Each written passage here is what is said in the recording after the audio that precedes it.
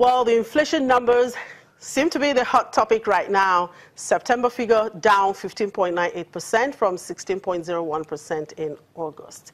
Bolanle Olutosin, research analyst with financial derivatives companies, with me in the studio to discuss this. Good morning, Bolanle. Thank you very much for joining us.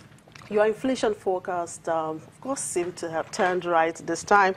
Yeah. You had predicted 15.99, but we're seeing 15.98. That's quite close. So what did you see? What factors did you see driving the inflation numbers down? Okay, so before getting into details of the inflation numbers, we'll just quickly run through the burning issues for this week or for today. Like you said, the September inflation is out at 15.98%. Also, we have oil prices trending upwards to about 57.9, so approximately $58 per barrel, which is about 4.3% above September's average. We also have external reserves at a 33-month high at $33.1 billion.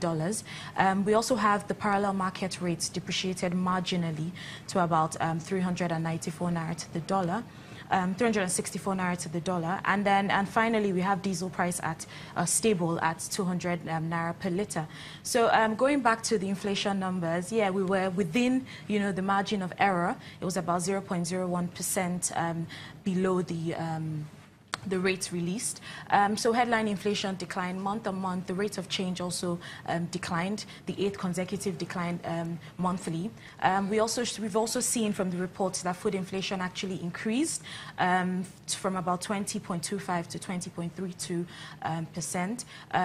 Urban inflation increased as well, following that same trend. Rural inflation, on the other hand, decreased, and core inflation, we saw that core inflation decreased as well to about 12%. So the reasons for this is, obviously, we've seen that as much as headline is decreasing directionally and nominally, our rate of inflation is still very high at 15.98%. Also, food inflation that increased calls to question. In September, we came up here mentioning the fact that, harvest season and all that. So technically, we should have seen food inflation go down.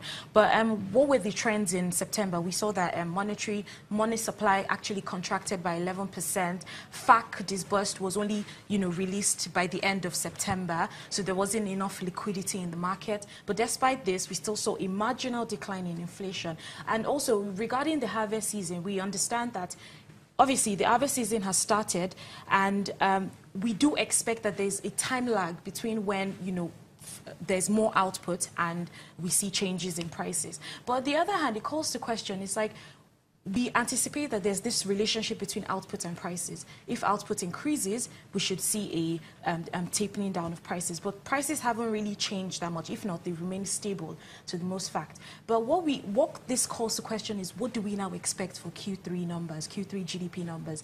Are we more anticipating of, the fact that Q3 GDP numbers will be significantly higher than Q2 numbers? So it's another food for thought. What do we expect there? And also, looking at, the inflation report, we know that by the time we have the MPC meeting in November, the only other figure that would expect is the October figures.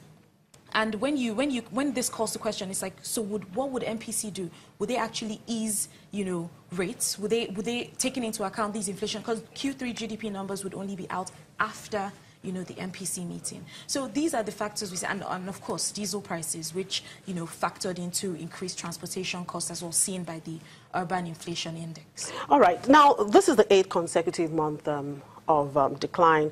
Do we expect to see this downward trajectory continue for the rest of the year?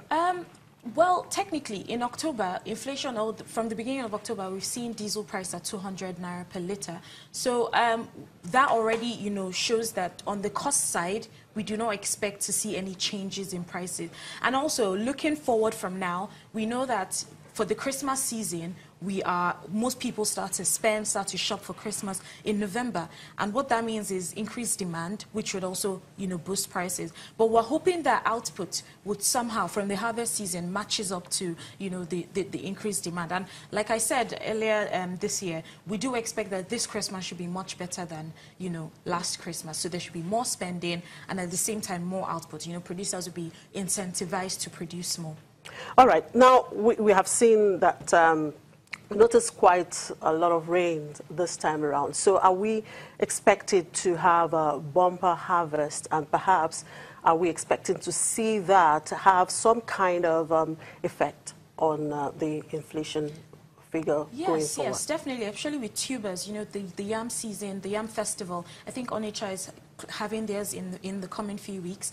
We do expect that the bumper harvest would factor into prices, but at the same time, it's not just about, you know, it's one thing to, you know, create the outputs there, but it's another thing to actually transport this. You know, with the floods, as much as they increase, you know, harvest, they also create like an obstruction.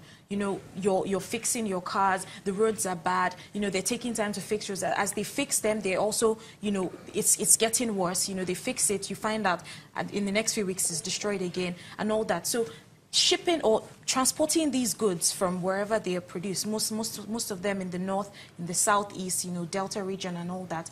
So that also has to be factored into the fact that, you know, the bumper harvest might, the effect on prices might actually be limited compared to what we should have seen if without all these negative factors.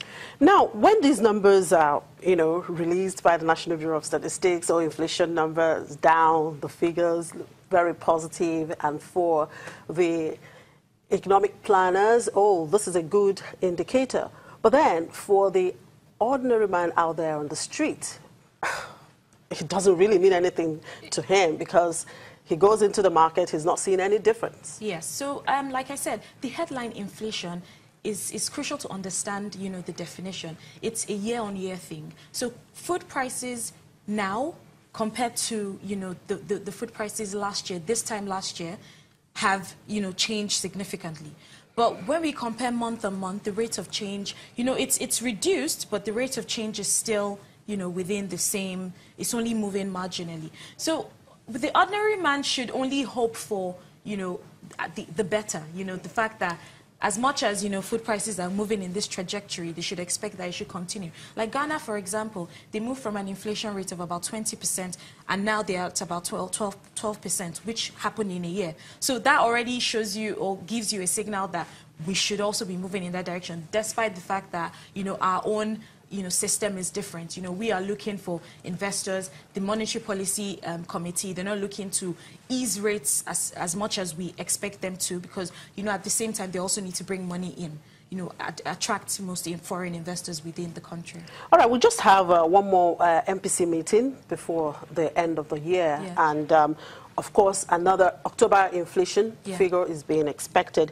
Now, how do you think this would actually drive the decisions of the MPC members in setting the monetary policy rates? Looking at the nitty-gritty of it, we saw that in the last MPC meeting, about only 2 committee members voted to ease rates. So what we do expect in this next meeting is that more should, you know, vote to ease rates, but we're not so sure if, you know, the total would actually mean easing rates, because at the same time, you don't want to. Inflation had only been easing marginally, very, very slightly, not as significant as we expect. But compared to January this year, the difference is much. It's almost about 1%.